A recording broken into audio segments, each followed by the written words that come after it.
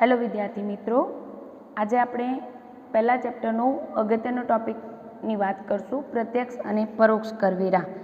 સરકાર જનરલી બે પ્રકારના કરવેરા ઉઘરાવતી હોય છે, પ્રત્યક્ષ અને પરોક્ષ કરવેરા. જેમાં પ્રત્યક્ષ એટલે ડાયરેક્ટ ટેક્સ, જેને કહીએ ડાયરેક્ટલી જે વ્યક્તિને ભરવાનો હોય એ વ્યક્તિ જ એનો ભાર વહન કરે એને આપણે શું કહીએ છીએ? પ્રત્યક્ષ કરવેરા. જ્યારે પરોક્ષ કરવેરા એટલે જેના ઉપર નાખવામાં આવ્યા હોય એ કરવેરાનો ભાર બીજા ઉપર ટ્રાન્સફર કરી શકે તો એને આપણે શું કહીએ છીએ? પરોક્ષ કરવેરા કહીએ છીએ.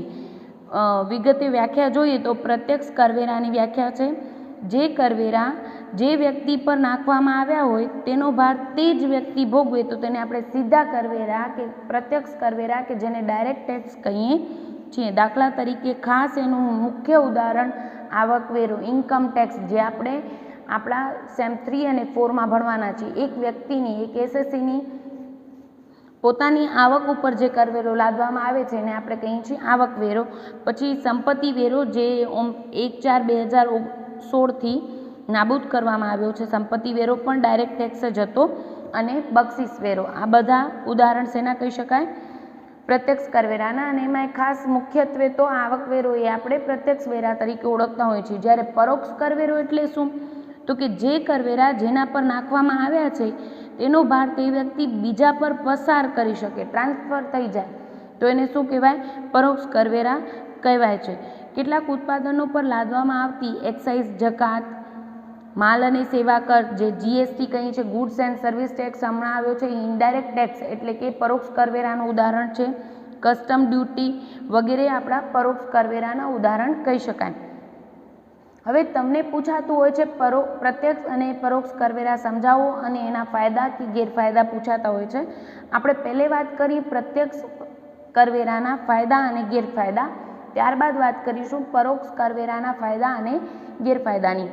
પ્રત્યક્ષ કરવેરાના ફાયદા જોઈએ તો આપણે વાત કરી પ્રત્યક્ષ કરવેરો એટલે શું? તો કે જે વ્યક્તિની પોતાની આવક ઉપર પોતે જ ભાર વહન કરવો પડે, પોતે જ ભરવો પડે એવા કરવેરાને આપણે શું કહીએ છીએ? પ્રત્યક્ષ કરવેરા કહીએ છીએ. અને આમાં આપણે પહેલાં ચર્ચા લીધી હતી ત્યારે મેં વાત કરેલી કે જેની આવક વધુ એને વધુ કરવેરો ભરવો પડે, જેની આવક ઓછી એને ઓછો કરવેરો ભરવો પડે. એટલે સ્લેબના આધારે આપણે કરવેરો ભરવો પડતો હોય છે, જે સ્લેબમાં જે વ્યક્તિ આવતો હોય એ પ્રમાણે. એટલે એક તો મેઇન ફાયદો શું થાય છે કે આવકની અસમાનતા ઘટાડી શકાય. ઓછી આવકવાળાનો ઓછો કરવેરો ભરવો પડે અને વધુ આવકવેરાને વધુ કરવેરો ભરવો પડે. પ્રત્યક્ષ કરવેરાના ફાયદા જોઈએ તો પહેલો ફાયદો છે પ્રત્યક્ષ કરવેરાનો મોટો ભાર ધનિક લોકો કે જે વહન કરવા માટે સક્ષમ છે તેમને આવે છે અને ગરીબ હોય એનો ભાર ઓછો આવતો હોય છે. બીજો ફાયદો છે પ્રત્યક્ષ કરવેરા એક એવું શસ્ત્ર છે કે જેની મદદથી આવક અને સંપત્તિની અસમાનતા ઘટાડી શકાય છે. આવકની અસમાનતા ઘટાડી શકાય. વધુ કમાતાને વધુ અને ઓછું કમાતું હોય એને ઓછો ટેક્સ દ્વારા આવકની જે અસમાનતા છે એને આપણે ઘટાડી શકીએ છીએ. પરોક્ષ કરવેરાની જેમ સાધનોની વહેંચણી પર માઠી અસર થતી નથી. તેને પરિણામે પરોક્ષ કરવેરાની સરખામણી ઉપભોક્તા વર્ગને રાહત મળે છે. એટલે પરોક્ષ કરવેરામાં શું છે કે બધાને ભરવો પડે અને એટલો જ ભરવો પડે. એટલે બધા ઉપભોક્તા, દેટ મીન્સ ગ્રાહક, જે વસ્તુનો વપરાશ કરે છે એને આપણે એટલે ઉપભોક્તા કહેતા હોય છે. ઉપભોક્તા એટલે જ ગ્રાહક નહીં, આમ બંને સિમિલર વપરાતા હોય છે, પણ ગ્રાહક એટલે કોણ? જે વસ્તુની ખરીદી કરે છે એ. અને ઉપભોક્તા એટલે કોણ? વસ્તુનો વપરાશ કરે છે એ. મોસ્ટ ઓફ સંજોગોમાં આ બંને એક હોઈ શકે, પણ અમુક સંજોગો એવા પણ હોય કે આપણે ખરીદી કરીએ છીએ પણ આપણે કોઈ વ્યક્તિને આપવા માટે ખરીદી કરીએ છીએ તો આપણે એના ખરીદનાર છીએ એટલે કે ગ્રાહક છીએ, પણ એનો વપરાશકાર બીજો છે જે ઉપભોક્તા એ વ્યક્તિ બને છે. બરાબર? તો જે જીએસટી કે જેવા પરોક્ષ કરવેરા છે એમાં શું થાય છે કે ઉપભોક્તા વર્ગને ભોગવવા પડે છે. જે વ્યક્તિ ખરીદનાર છે એને બધાને સરખા ભોગવવા પડે છે, જ્યારે પ્રત્યક્ષ કરવેરામાં આવું હોતું નથી, એ રાહત મળતી હોય છે. જો પ્રત્યક્ષ કરવેરાનું માળખું જો વિકાસલક્ષી હોય તો તેના પરિણામે આવકની પરિવર્તનશીલતાનો લાભ મળે છે. રાષ્ટ્રીય આવકમાં વધારો થવાથી પ્રત્યક્ષ કરવેરાની આવકમાં પણ સારો એવો વધારો કરી શકાય છે. જેમ આવક વધે લોકોની એમ પ્રત્યક્ષ કરવેરા સરકારને વધુ મળી રહેતા હોય છે. હવે વાત કરીએ પ્રત્યક્ષ કરવેરાના ગેરફાયદા શું? તો એના ગેરફાયદા શું? તો પ્રત્યક્ષ કરવેરા અંગે લોકોને તેમની કરવેરાની જવાબદારીનો ખ્યાલ હોવાથી તેઓ કરચોરી, કર પરિવર્જન માટેના પ્રયત્નો કરે છે. પરોક્ષ કરવેરાની સરખામણી આમ થવાની શક્યતા વધુ રહેલી છે. આ મેઇન ટોપિક. જનરલી જે વ્યક્તિને ખબર છે કે મારી આવક વાર્ષિક આટલી છે તો મને આટલો ટેક્સ ભરવાનો આવશે, તો એ લોકો શું કરતા હોય છે? કર ચોરી કરતા હોય છે. હવે કર ચોરી, કર પરિવર્જન જેવા શબ્દો આપણે સેકન્ડ ચેપ્ટરમાં ઓલરેડી શીખશું કે જેને કર કેમ ઓછો ભરવો પડે એ માટેના પ્રયત્નો કહી શકાય, અને ટેક્સ એવિઝન કે ટેક્સ અવોઇડન્સના પ્રયત્નો કરતા હોય છે. જ્યારે પરોક્ષ કરવેરામાં શું છે?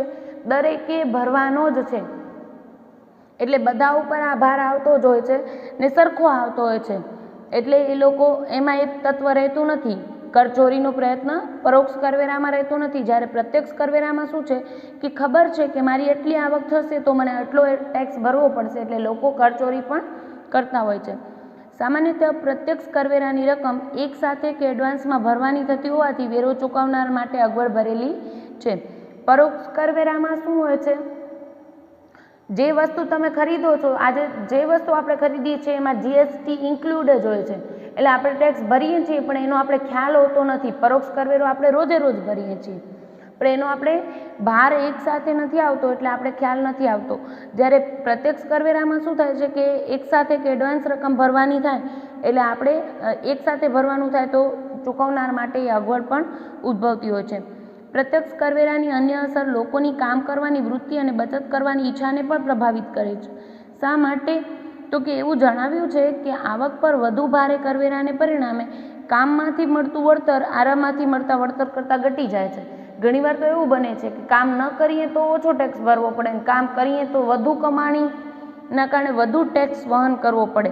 તો એના કારણે લોકો શું કરતા હોય છે? કામ કરવાની વૃત્તિમાં પણ ઘટાડો કરી નાખતા હોય છે ઘણીવાર.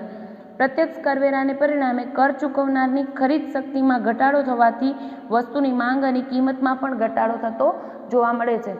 જેમ દાખલા તરીકે મને ટેક્સ વધુ ભરવો પડે તો એના કારણે પછી મારી ખરીદ શક્તિ ઘટે, કારણ કે ટેક્સ સ્વરૂપે મેં ઘણા બધા રૂપિયા વાપરી નાખ્યા.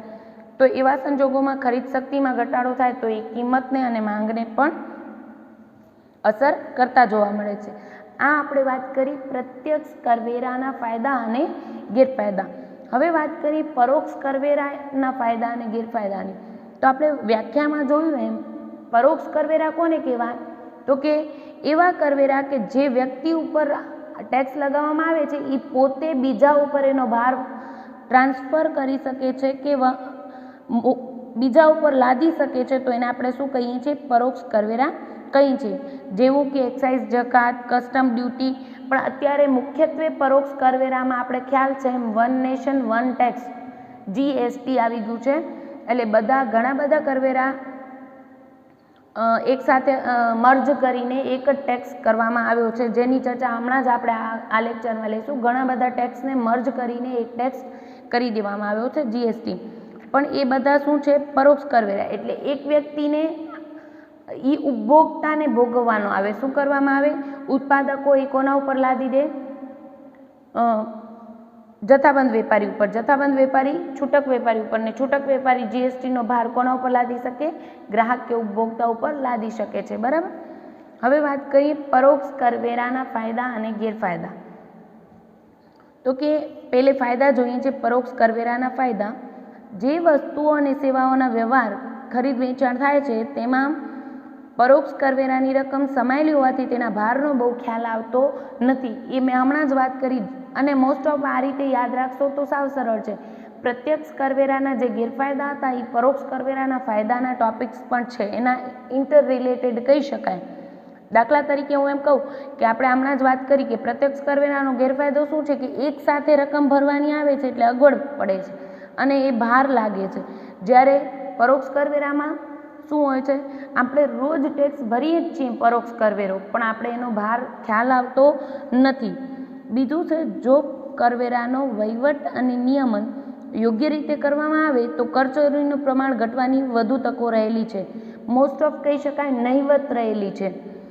કરચોરી અને કર પરિવર્જન જેવા ખ્યાલો કેમાં આવે છે? પ્રત્યક્ષ કરવેરામાં. કારણ કે આપણે ખ્યાલ હોય છે કે આપણી કરની જવાબદારી કેટલી થશે. પ્રત્યક્ષ કરવેરામાં આપણે ગણતરી કરીએ તો આપણે આપણી આવક કેટલી એના આધારે આપણે નક્કી કરી શકીએ કે આપણે કેટલો ભાર વહન કરવો પડશે. તો આવા સંજોગોમાં કોઈ પણ એસએસસી કરચોરીનું તત્વ અપનાવે એવું બની શકે, જ્યારે પરોક્ષ કરવેરામાં આવું બનતું નથી. જો યોગ્ય વહીવટ અને નિયમન કરવામાં આવે તો કરચોરીનું પ્રમાણ નહિવત સુધી લઈ જઈ શકાય છે. પરોક્ષ કરવેરા એવું અસરકારક હથિયાર છે કે જેને પરિણામે અર્થતંત્રની ઉત્પાદન અને રોકાણની પ્રવૃત્તિને ઈચ્છિત દિશા પ્રદાન કરી શકાય છે, એટલે કે તે સાધનોની વહેંચણીમાં યોગ્ય માર્ગદર્શક બની શકે છે.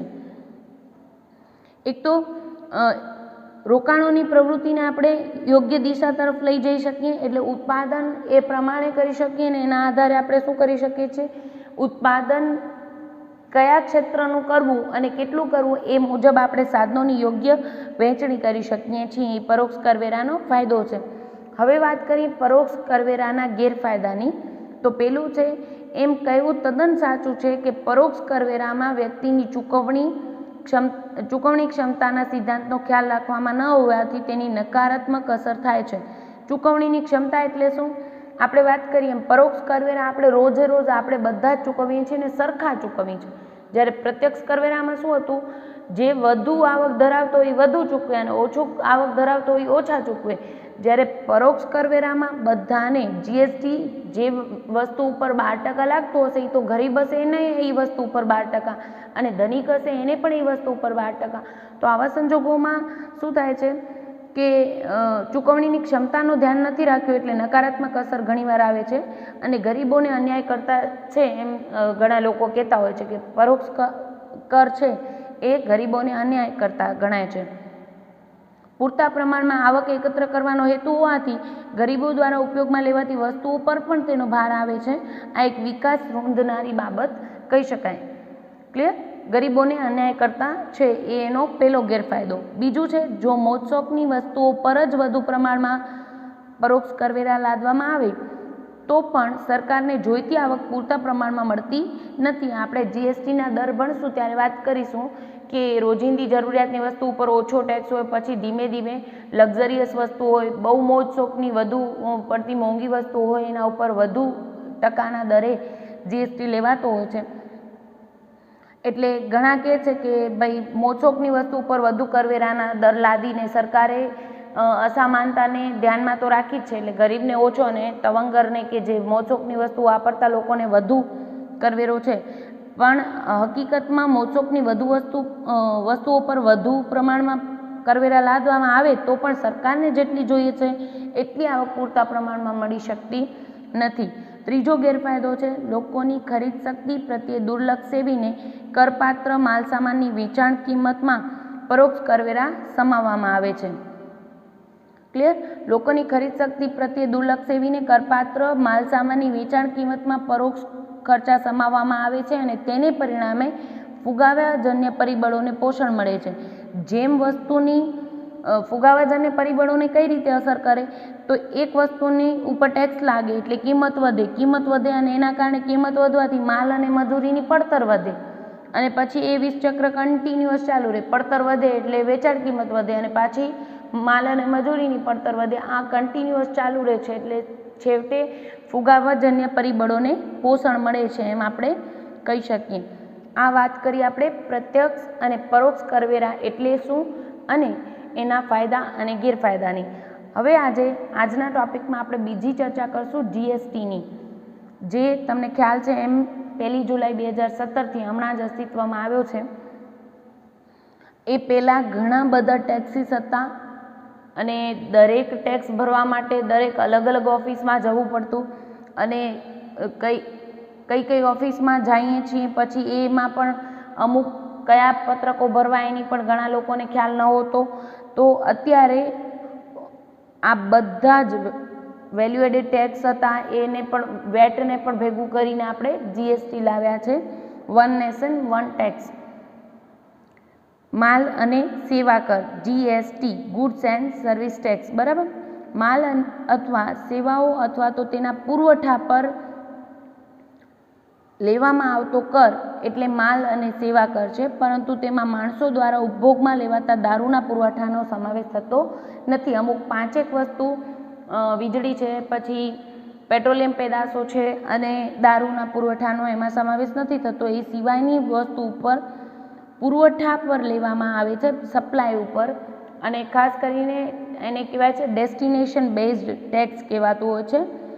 એટલે જ્યાં વપરાશ થાય છે એ જગ્યા ઉપર કલેક્ટ કરવામાં આવે ત્યાં એને ભરવો પડે, બરાબર. તો એને આપણે માલ અને સેવા કર કહીએ છીએ. માલ અને સેવા કરનો અમલ ક્યારથી થયો? 1 જુલાઈ 2017થી કરવામાં આવ્યો છે અને એ આખા દેશમાં, જમ્મુ અને કાશ્મીર સહિત આખા દેશમાં, સમગ્ર દેશમાં લાગુ પડે છે. એ કર એક મૂલ્ય વૃદ્ધિ કર છે. મૂલ્ય વૃદ્ધિ કર એટલે જે વસ્તુ આપણે કન્ટિન્યુઅસ જીએસટી તમારા આખું એક યુનિટ તરીકે સેમ 4માં આવશે. અને એ કેમ સમજશું આપણે? તો કે વ્યાપાર ચક્ર કેમ ચાલે છે? ઉત્પાદક હોય એ વસ્તુનું ઉત્પાદન કરે, પછી એ કોને વેચે? જથ્થાબંધ વેપારીને. જથ્થાબંધ વેપારી એની પાસેથી ખરીદી પોતાનો નફો એડ કરીને કોને આપશે? છૂટક વેપારીને. અને એ છૂટક વેપારી કોને આપશે? ગ્રાહકને. આમ છેવટનો ભાર ઉપભોક્તાને વહન કરવાનો આવે છે જીએસટીનો, બરાબર. અને ત્યારે આ દરેક વ્યક્તિ એ દરેક કિંમત ઉપર પોતાનો ટેક્સ નહીં ભરે, કારણ કે છૂટક વેપારીએ જ્યારે જથ્થાબંધ વેપારી પાસેથી ખરીદ્યો હશે વસ્તુ, ત્યારે એને ટેક્સ ઓલરેડી આને પણ પે કર્યો હશે. ક્લિયર?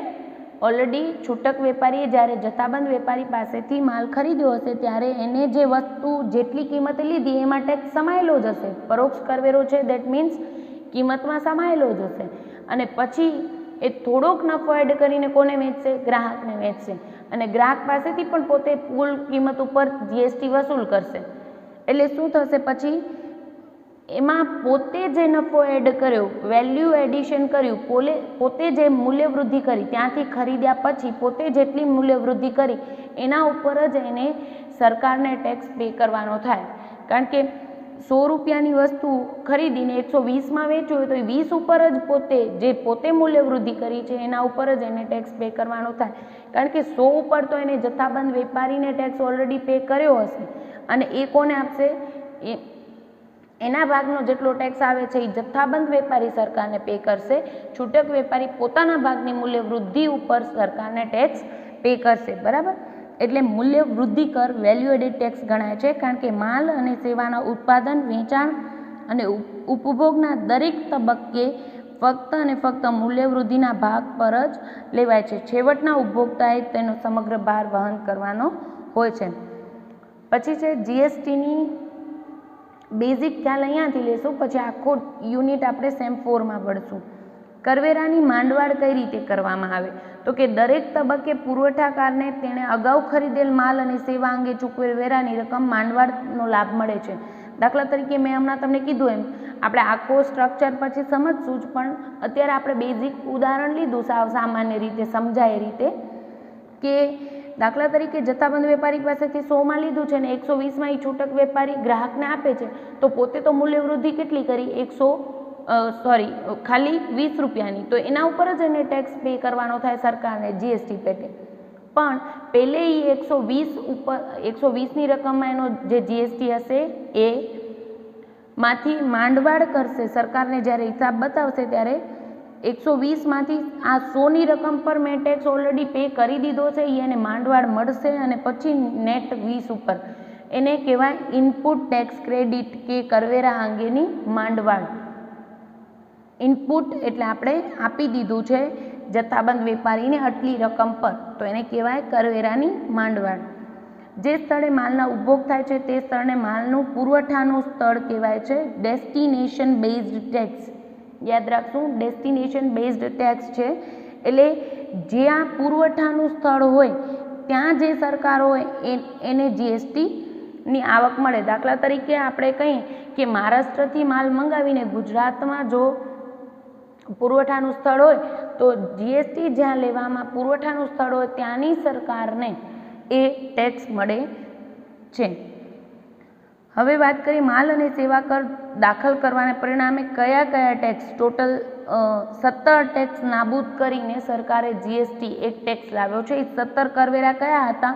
તો કે આપણે ખ્યાલ છે એમ સૂચિ જોઈ હતી, આપણે 3 લિસ્ટ જોયા હતા આપણે આગળના લેક્ચરમાં. કેન્દ્રીય સૂચિ, રાજ્ય સૂચિ અને સમવર્તી સૂચિ. તો જે કેન્દ્રીય સૂચિમાં દાખલો જે લિસ્ટમાં આવતું હોય પહેલા લિસ્ટમાં એના ઉપર કેન્દ્ર સરકાર, પછી બીજા લિસ્ટમાં આવતું એના ઉપર રાજ્ય સરકારો ટેક્સ લેતી હતી. તો એ કેન્દ્ર સરકાર દ્વારા કયા કર વસૂલવામાં આવતા હતા અને રાજ્ય સરકાર દ્વારા કયા કર વસૂલવામાં આવતા હતા, એ બંને નાબૂદ થઈને એક જીએસટી આવ્યું છે. નામ બોલું છું. કેન્દ્ર સરકાર દ્વારા જે વસૂલવામાં આવતા હતા કેન્દ્રીય આબકારી જકાત. આબકારી જકાત એટલે કે ઔષધીય અને ટોયલેટ પ્રસાધનો. વધારાની આબકારી જકાત એટલે કે ખાસ મહત્વનો માલ હોય એના ઉપર વધારાની આબકારી જકાત લેવાતી. કાપડ અને કાપડ ઉત્પાદનોની વધારાની આબકારી જકાત. પછી વધારાની કસ્ટમ ડ્યુટી, વધારાની ખાસ કસ્ટમ ડ્યુટી. સેવા કર એટલે કે સર્વિસ ટેક્સ પહેલાં પે કરવો પડતો. માલ અને સેવાના પુરવઠા સાથે સંકળાયેલ સરચાર્જ અને ઉપકર, સેસ અને સરચાર્જ લાદવામાં આવતો. તો એ કેન્દ્ર સરકાર દ્વારા આ 8 કરવેરા લેવામાં આવતા હતા. અને રાજ્ય સરકાર દ્વારા જે કર વસૂલવામાં આવતા હતા એ જોઈએ તો વેટ, આ તમે નામ સાંભળ્યું પણ હશે.